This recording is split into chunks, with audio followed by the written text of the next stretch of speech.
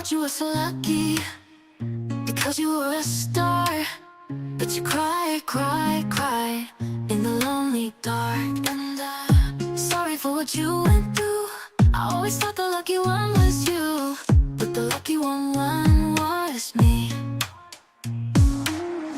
I wanted to be you so bad. Your life looked like so much fun. The flashing lights and fancy things made it seem like you had won. But little did I know, you were crying all the time. You were hurting inside when everyone thought you were fine. I thought you were so lucky because you were a star, but you cried, cried, cried in the lonely dark. And I'm sorry for what you went through. I always thought the lucky one was you, but the lucky one was me. I know you made some mistakes, but we're all only human. You were judged for everything. They put the blame on you when you were pushed over the edge. It ain't right what they allege. I thought you were so lucky, but the lucky one was me.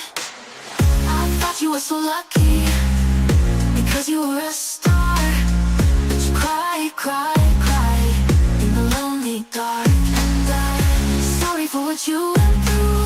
I always thought the lucky one was you, but the lucky one was me.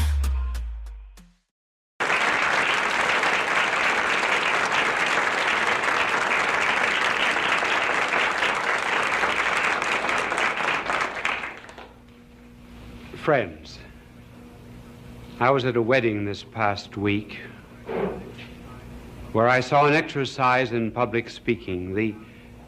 The groom was asked to give a speech. He protested. He said he had never given a speech before in his life. He would be very embarrassed, and he begged off, but everyone insisted. He stood up in order to cover his embarrassment and perhaps to get a little support. He leaned his hand on the shoulder of the bride. He began his talk saying, "This thing has been forced on me."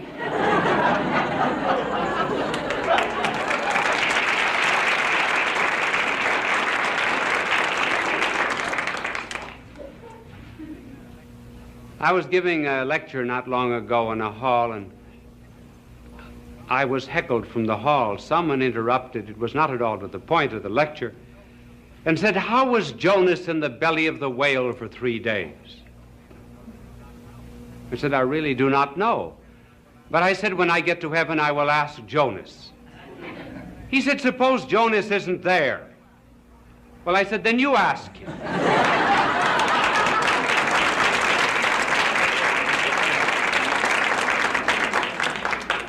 As you heard, this telecast is on the mentally sick, sympathy for them. Perhaps a good way to introduce it is to tell you a story of 2 dogs that were walking down Park Avenue the other day. And one of them said to the other, who was quite an aristocratic little French poodle whose name was Peluche, he said, "I understand you're having nervous trouble." "Yes," he said, "I think I'll have to go to a psychiatrist." The other dog said to Peluche, "Well, why don't you do it?" Peluche said, "I can't. Not allowed to get on a couch."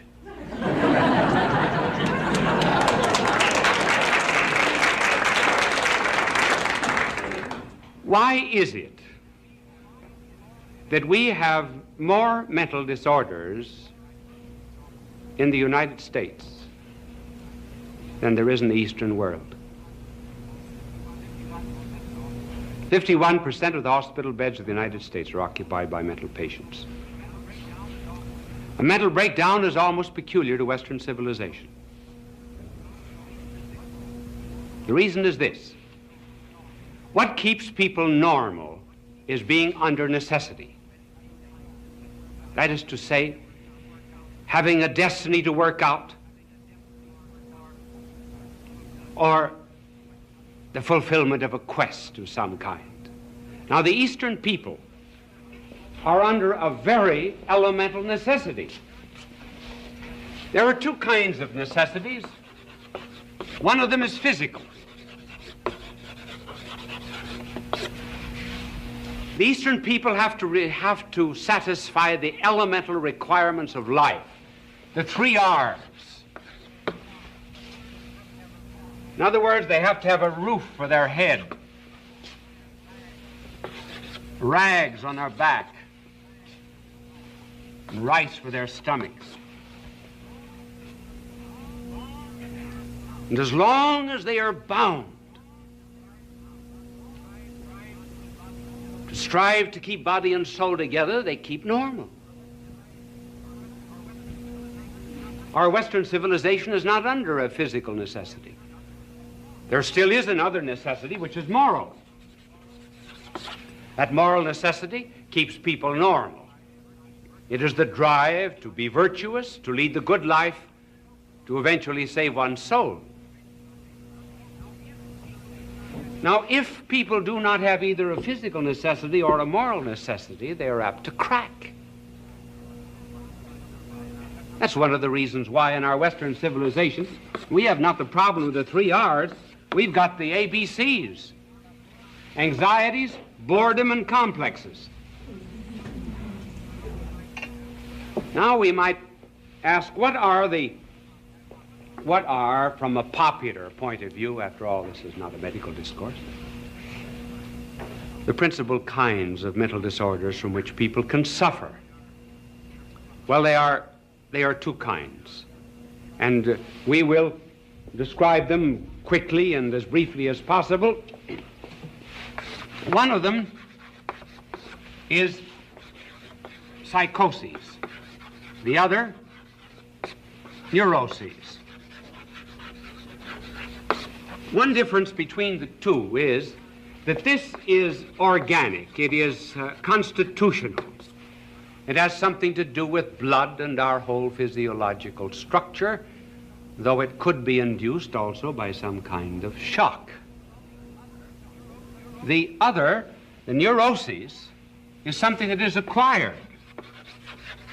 It is not organic, it is a trait in personality. For example, someone who has a superiority complex, the desire to be above everyone else. We say this is organic. This is not to be helped so much by any kind of analysis. Some time ago, doctors made an experiment with rats who had been trained to go up certain strings and then to seek in apertures for food. The doctors took blood from a schizophrenic patient, a human being, and injected that blood into the rats. The rats, to a great extent, lost their training, which shows that the basis in some way is organic. That is one difference between the 2. Another difference between the 2 has to do with reality. The psychotic patient is to a great extent outside reality. That is to say, he lives in a world of fantasy. Suppose he's a paranoic and believes that he's being persecuted. That's not a real world. No one is actually following him, though he believes it. The neurotic patient, on the contrary, is in a much more real world, but he has disturbed relations about that world. To explain it much more simply, a psychotic patient believes that 2 and 2 equals 5. Therefore, he's wholly out of contact with the real world, has a logic all of his own. That's one of the reasons why it's rather difficult to use argumentation and reasoning with psychotic patients. The neurotic patient believes that 2 and 2 equals 4, but he's worried about it. Then another difference here, the psychotic has little responsibility, but has some responsibility. Here, there is great responsibility. The neurotic is in flight from responsibility, a flight to illness. For example, there was One man who had worked in an office for 20 years, he was sure that he would be named vice president. He felt that he should have been named one of the 76 vice presidents, but he was not. A younger man was named ahead of him. He developed headaches, sickness. He was not able to go to work. He was not really sick. He was in flight from responsibility because his pride was hurt. Now, those are some of the differences existing between the two kinds of mentally sick, which brings us to this other question. Why is it that so many people break? Now, here we're not so much concerned with the psychotic as with the neurotic, though the explanation will, to some extent, hold. The best explanation that there is that which is given by Dr. Viktor Frankl of Vienna. Now, he uses a very long term to describe it. Doctors must do that, you know. They're like philosophers and theologians. Sometimes big words carry the burden of those who are too lazy to think for themselves. And the test of understanding anything is always to be able to explain it. I can remember once when I was in class in philosophy, the teacher said to me, "Explain time. Give a definition of it." I said, "I know what it is, but I can't tell you." He said, "You do not know what it is. If you knew what it was, you could tell me." So now I wonder if I can explain Dr. Frankl's term for many, which he gives as the explanation of many neurotic cases. He calls it existential neurosis.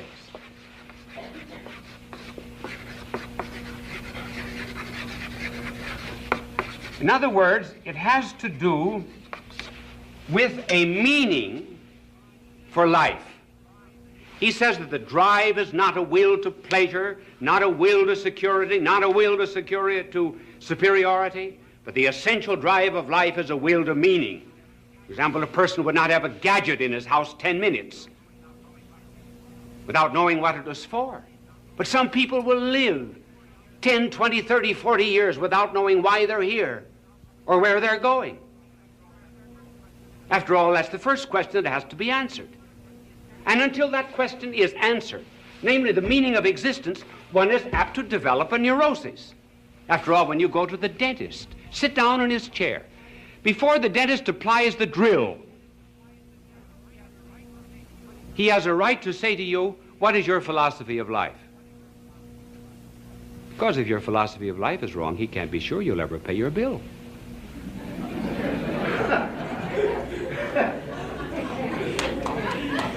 There must be some dentists in the audience.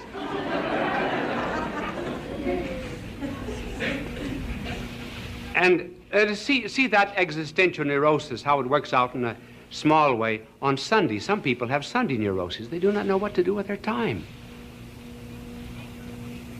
Leisure is one of the big problems of Western civilization. We work only 38, 40 hours a week, and there are 168 hours in the week. What purpose is life the rest of the time? One of the reasons for juvenile delinquency, and we should call them not juvenile delinquents, but lawbreakers or hoodettes, little hoodlums.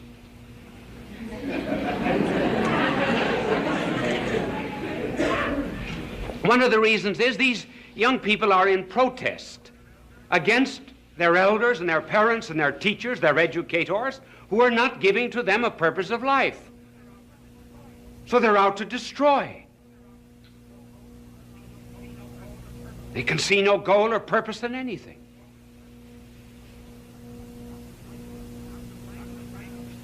Dr. Frankl, who passed through both the Nazi and the Soviet concentration camp, said that some men who completely lacked a goal or purpose in life thought of their prison existence as just a march to a grave. Then there were others, he said, as soon as a purpose came into life, they got strength. He said we were all starved in prison, and yet one day one of our starving men went into the Soviet pantry and stole 3 potatoes. The Soviet Guard announced to us that we would be starved until the guilty person appeared with the 3 potatoes. There were 2,500 prisoners. Suddenly they had something to live for, to assert their superiority over the Soviet system.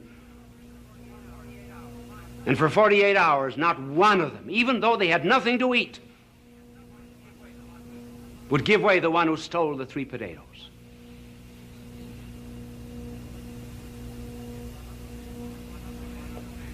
He said one other man who was suffering every form of torture in this concentration camp, and someone said to him, "How do you bear it so well?" He said, "When I came in here, I made a pact with God. I promised him that I would endure every manner of suffering without any kind of protest, if only my wife would be spared from a Soviet prison camp." And that's what makes the difference. For example, with our missionaries in China.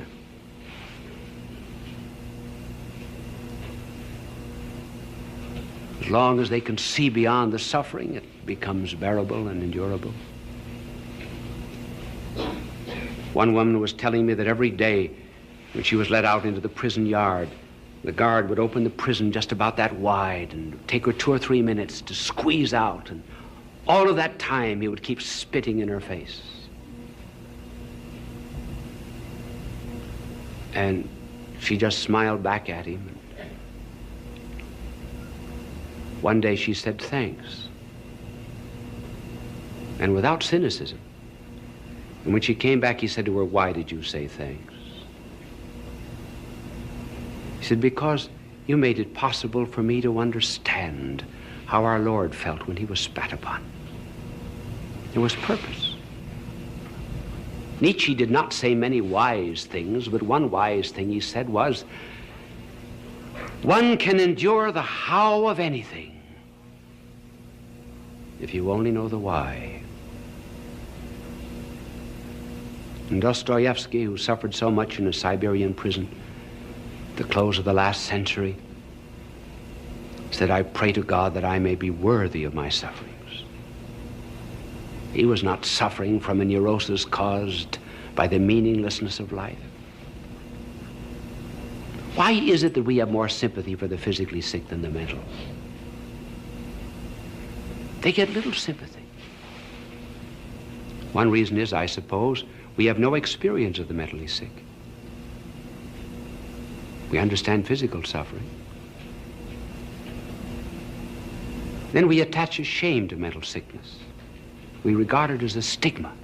If someone in the family is sick, we hide it. We do not hide the fact that someone has cancer, tuberculosis. I know of no spiritual book that has been written just for the mentally sick, for the psychotic and the neurotic. Now here's the point that I want to make. Whenever people suffer and we bring them consolation, we always tell them about our Lord on the cross. You see, our blessed Lord took upon himself all the sufferings of the world. First of all, because they were the effects of sin. And also, so that we could never say, God does not know what it is to suffer. And also, that later on, when he had triumphed over his sufferings, that we might see in others his agony all over again and be sympathetic to them. But when we talk to the sick, it's almost always to the physically sick, hardly ever to the mentally sick. Are they deserving of sympathy? I believe, really and truly, that our Lord suffered on the cross for the physically sick, and in the Garden of Gethsemane for the mentally sick.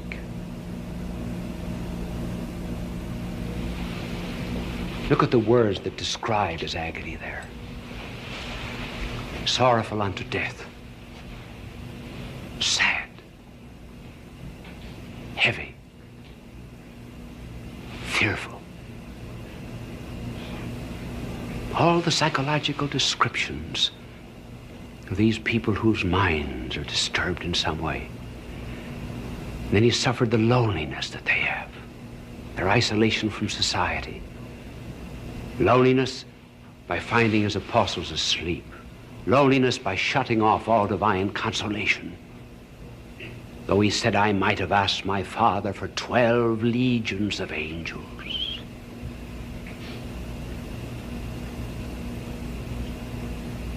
But more than that, he entered into their agony. It was mental agony he suffered for them. There are various levels of pain. And in order to understand his agony, just recall that animals do not suffer as much as we do. We're very apt to read into an animal suffering, but it is actually quite unjustified. An animal may be in pain, say, for 2 or 3 hours, and there's each beat of pain, but the animal never adds up the beats. What might be the 20th stroke of the hammer of pain is not to him the 20th stroke. It's isolated, it's unrelated. It's just that moment. But when we suffer, we go back to the past. We say, oh, I've been suffering from this for 3 years, 7 years. And we pull all of that past up to the present moment and load it on the present. And then we look in the other direction. We look off into the future. Maybe 5 more years, maybe 10 more years. I will be tortured. And then we pull that back upon ourselves. And the present moment has within itself the addition of all that has been and all that we can imagine it will be. That is why we try to distract the sick, to break up that continuity. Now, in the case of the agony in the garden, our blessed Lord was suffering not physically. He was suffering spiritually and mortally. What physical pain is to you and me, that moral evil is to him. Rather difficult for us to understand that, but it is true that only the innocent understand what guilt really is. So he begins to take upon himself all of the guilt of the world. All of that guilt that produced in some way, however indirectly, all the psychotic patients of the world. And all of the denial of guilt that produced all the neurotic patients of the world. And that is principally what neurosis is, the denial of the responsibility of their own guilt. And he took all of that upon himself as if it were his own.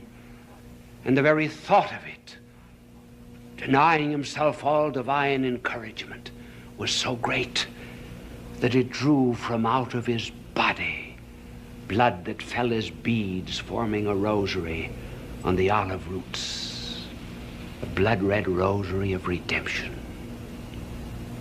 So that from that moment to this, the mentally sick could never say he does not know what it is to be sad and sorrowful unto death. And also, in order that we might see in all of the mentally sick of the world the continuation of the agony in the garden. Maybe from now on we'll have more sympathy for the mentally sick. Bishop Sheen will return in just a moment.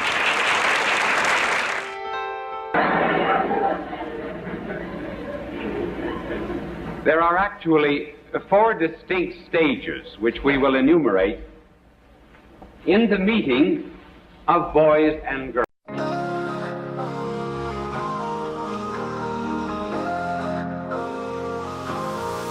I don't care what it takes, nothing will come in my way. The universe can throw all it wants at me, stick to my path, I'll stay broken away. From you I don't care, I will stare into the sun, slingshot me around where I can find you.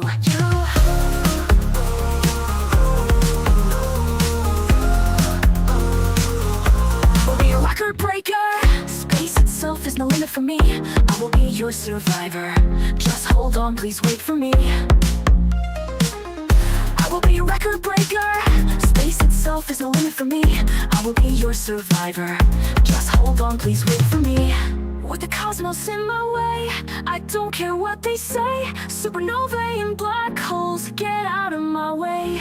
At the speed of light, I'm searching for you. In the moments to come, I'll break the boundaries for you. For you. I don't care what it takes, nothing will come in my way. The universe can throw all it wants at me, stick to my path, I'll stay broken away.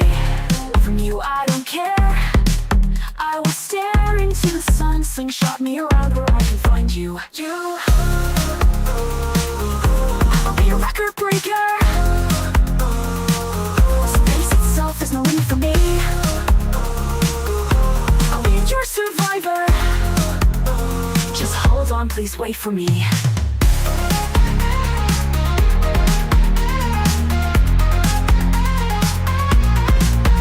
Cosmos in my way, I don't care what they say. Supernovae and black holes, get out of my way.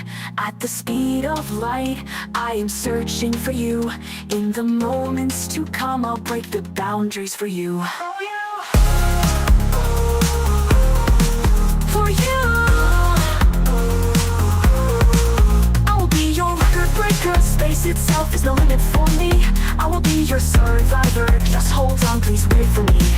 I will be your record breaker, space itself is no limit for me. I will be your survivor, just hold on, please wait for me. With the cosmos in my way, I don't care what they say. Supernovae and black holes, get out of my way. At the speed of light, I'm searching for you. In the moments to come, I'll break the boundaries for you. For you. Record breaker,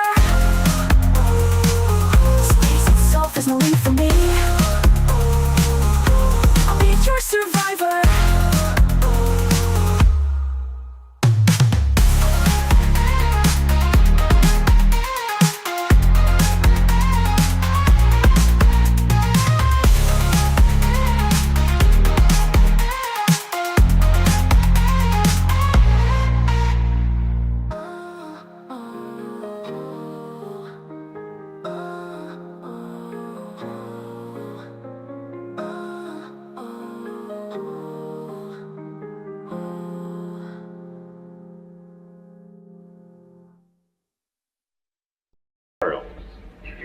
The last stage of all is courtship. The first of these stages is what might be called a togetherness of boys and girls. And the second stage is separation.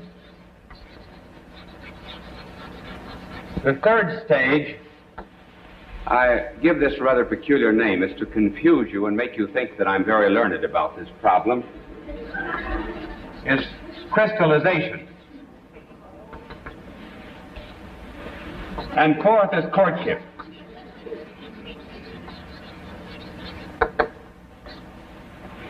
You know, I actually didn't spell that thing out because I don't remember whether there's one or two L's in it.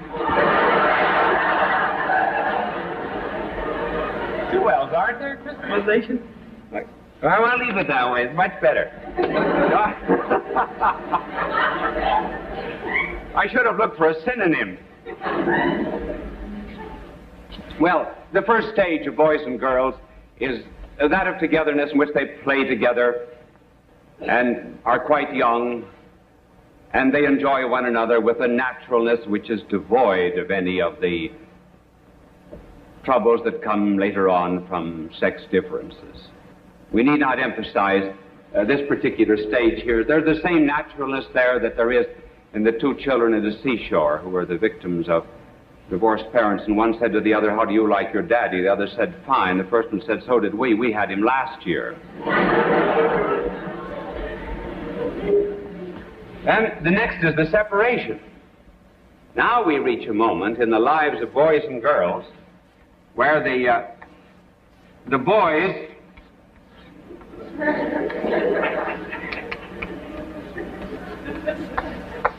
separate from the girls.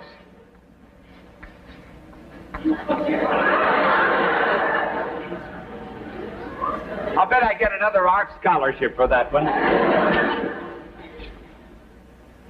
Now, in this stage of separation of boys and girls, the boys do not want to be seen with the girls, and the girls do not want to be seen with the boys. As a matter of fact, the greatest punishment that can be given a boy at this particular age is to be made to sit with girls. Girls are all sissies. And then a girl, of course, in her turn, hates to be put with a boy. It's a very interesting stage of life, and a very good one, because it is one that might be called polarization, in which they break off into opposite poles. They might be called, actually, the positive and negative charges of electricity. You would never have sparks of love later on unless there was polarization at this moment. And this separation, or polarization, allows each of them to develop their physical and psychical differences. For example, the boy, when he's with other boys, becomes aggressive, develops heroism, certain talents, aptitudes, has his own ideals, and has the potentials of manhood within him.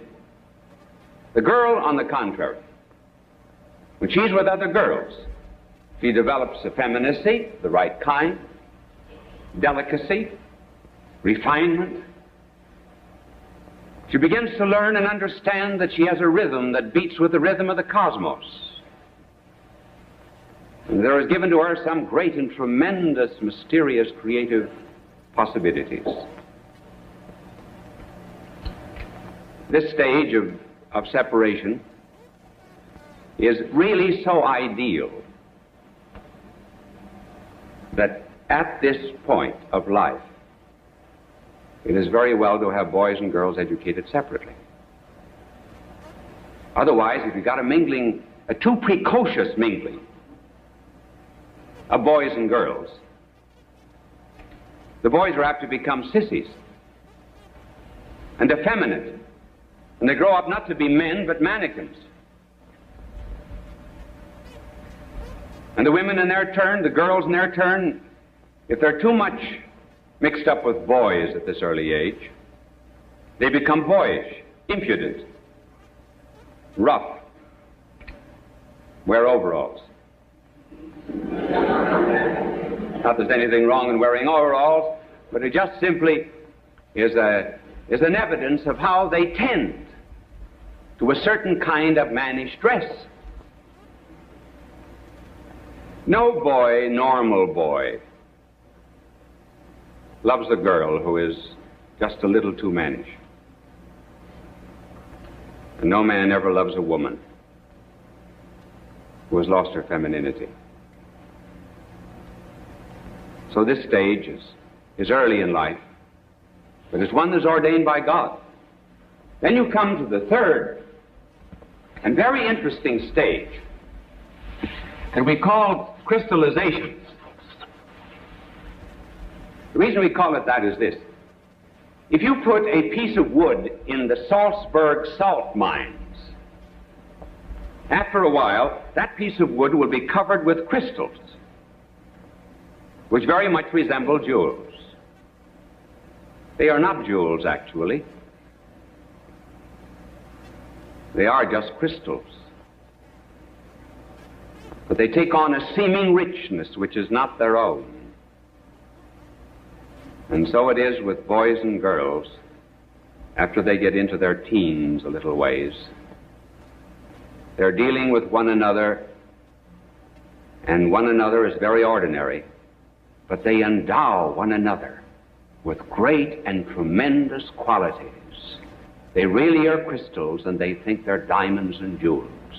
And at this age of crystallization, there begins a divinization, in which the boy is called a kind of a god. The girl is always an angel. And girls will say of boys at this age, he is positively divine. Then the words worship, adore, eternity are always coming into play. My little angel told me before I came out, when I told him about the girls were called angels at this age, he said it'd be well to inquire if an angel can cook, particularly angel cake. Well, at this stage of divinization, there is something right and there's something wrong. And here very often is where parents and educators fail to understand the psychology of youth, simply because they do divinize one another. And they turn crystals into jewels. There's something right and good about this. They would not have had this instinct for turning girls into angels and men into some kind of divinity if there was not already awakening within their soul a love of the infinite itself. They have not only bodies, they have souls, and instinctively these young people know that they were made for infinite happiness. God intended them to have it. There ought to be an ecstasy. There ought to be an unending thrill. They ought to be with the divine. They ought to be with the angels, certainly. And parents and educators should not make fun of young people who crystallize and divinize one another. Why is it that there's so much religion, and the words of religion are so much bound up with love at this stage? It's because love and religion always go together. Just like hate and communism go together, so do love and religion.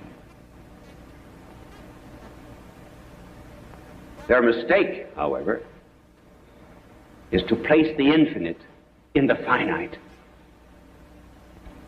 and to think that the infinite happiness and love and ecstasy and thrill that they want, thrill that is unending, is to be found in something that is purely corporal and physical. That's their mistake. But their craving is right. And a certain amount of sympathy toward the young at this stage can lead them on to a right appreciation of what is good and what they're really seeking. This is the age, of course, when boys begin to wash behind their ears. They discover neckties. They're very careful now of the clothes that they wear. They did not mind a patch in the trousers. Now they do. They begin to have pin-up girls in their rooms. I heard of two soldiers in Korea. They had beds next to one another, and one of them had a lot of pin-up girls above his bed, and he was studying, and the other soldier said to him, "Remember, they're 85% water."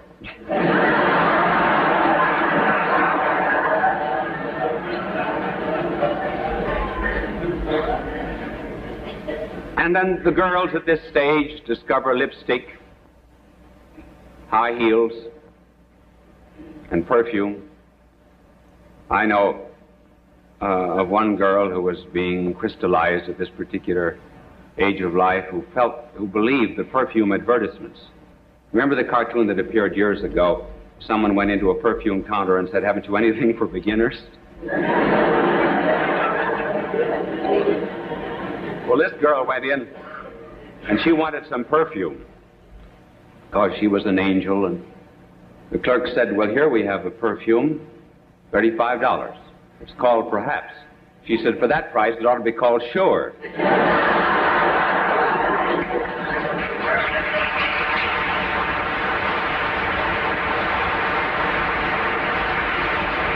is also the stage when boys and girls are absolutely convinced that their parents know nothing at all about love. The parents are old-fashioned. They're behind the times. They're outmoded. We're living in the 20th century. They were Victorian. They're back in the 19th century. Why do they develop this critical attitude to their parents? Because there's something new. Planets have been spinning for centuries and centuries until finally love has come to them. This is an absolutely unique experience. The parents never passed through it. They know nothing about it. That's why they're ignorant. That's why their parents would never be consulted. It's an unfortunate stage from that point of view. And it's not love. It's just the sap in the springtime. There's no courtship here. Despite the fact that they go through agonies, there's a tremendous anxiety they suffer, torture. If the girl doesn't appear at the drugstore at the right time, if he doesn't call at the appointed hour, if she has a headache and can't meet him, if she's seen stopping and speaking to someone else at the street corner, life isn't worth living.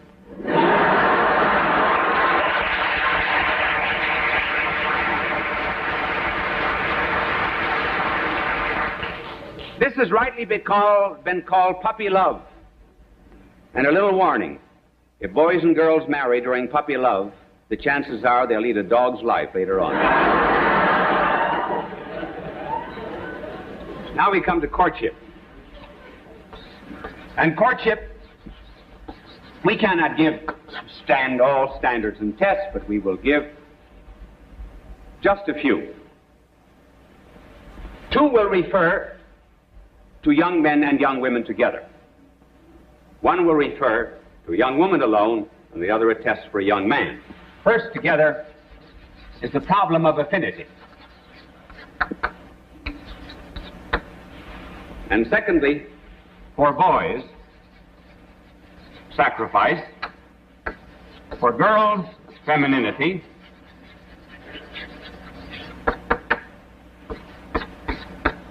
And fourth, the ability to pray together.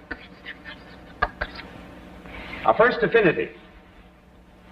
Is there an affinity between a young couple who are beginning to fall in love with one another? I'm not speaking of physical affinity. That has been treated elsewhere and in a very copious fashion. But it is well to remember that beauty in a man, in a woman, and strength in a man do not long endure.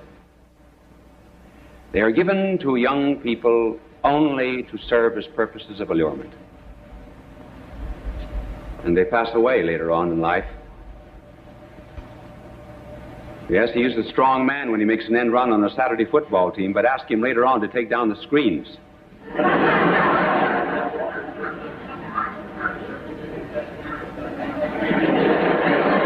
They must have hit someone with that one.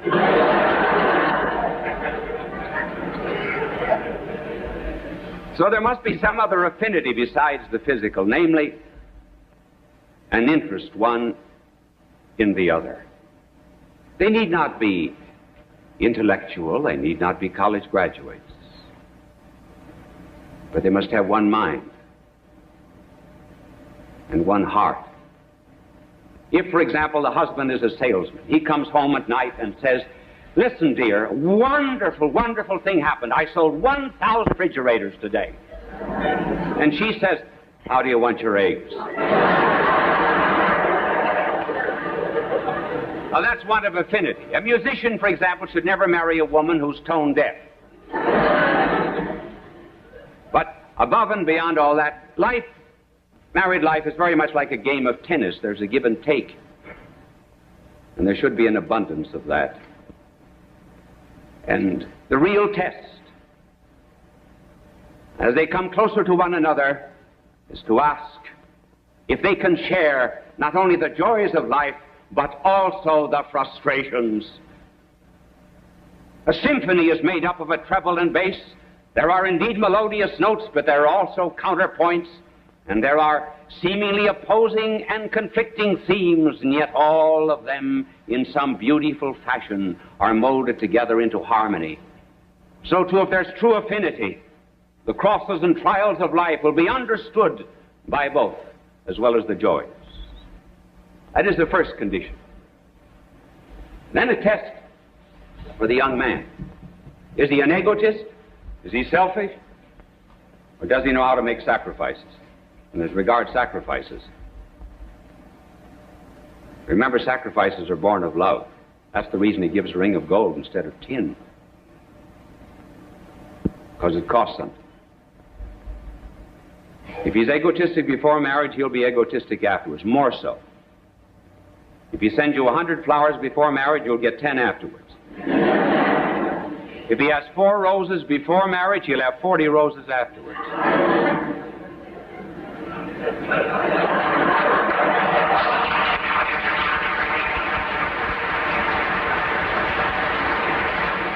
If the young man has a spirit of sacrifice, he will have reverence for the woman. Reverence for the mystery of femininity, knowing that she is not a bargain counter where a motley crowd can purchase. Find indeed the young man who can treasure for days and for weeks and for years the gift of a rose or the touch of a hand of a friend.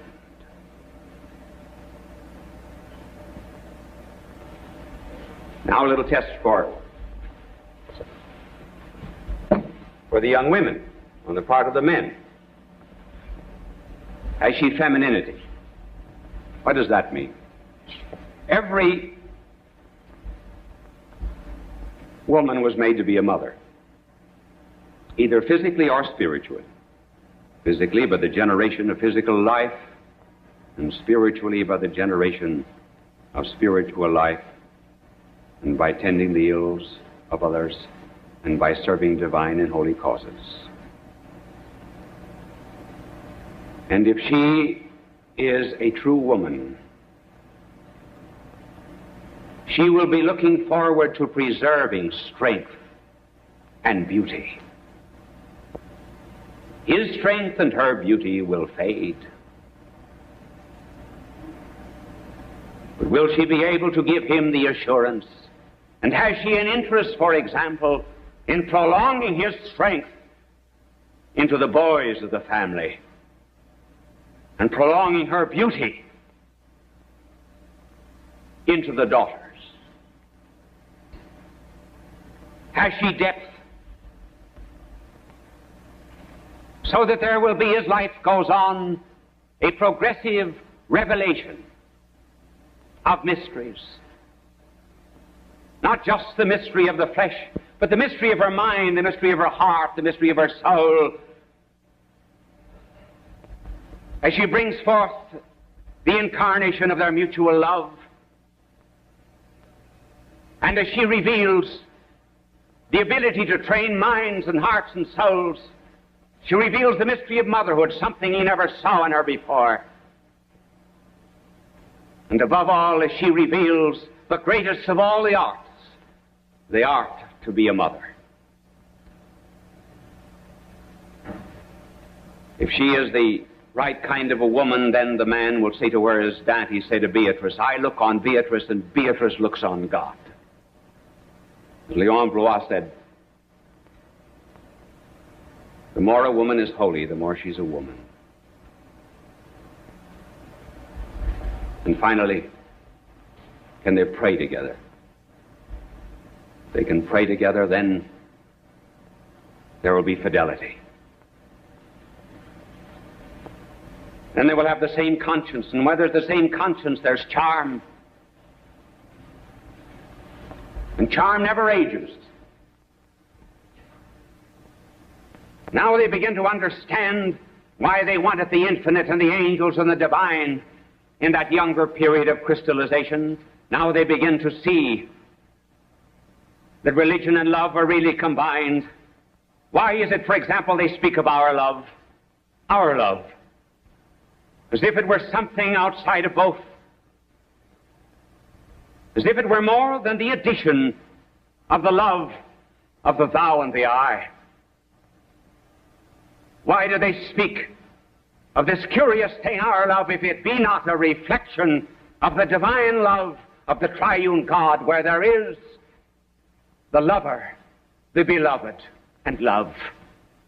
Why is it that they see in the springtime, in the birds, and in the autumn, in the waterfalls, in the moon and the stars, telltales of love? Everything seems to speak to them, if it be not because only lovers understand that God, the Creator, made everything in this world out of love. Why is it that they want to exchange secrets one with another and unburden their hearts, if it be not because they are reflections of another revelation of God himself, who would not keep the secret of his love and told it in the Old Testament? Why is it they want to be two in one flesh, if it is not in order to prolong through history the great mystery of the divine and human natures of Christ? Why is it that the lover is always on his knee and the beloved is always on a pedestal? If it is not because there's humility and a sense of unworthiness, and in preparation for communion one with another they say, Lord, I am not worthy, Domine non sum dignus. All their love is then the reflection of God, and they understand that if human ecstasy can give them so much joy, then what will be the great heart of God? If the spark of human love is so bright, oh, what must be the flame?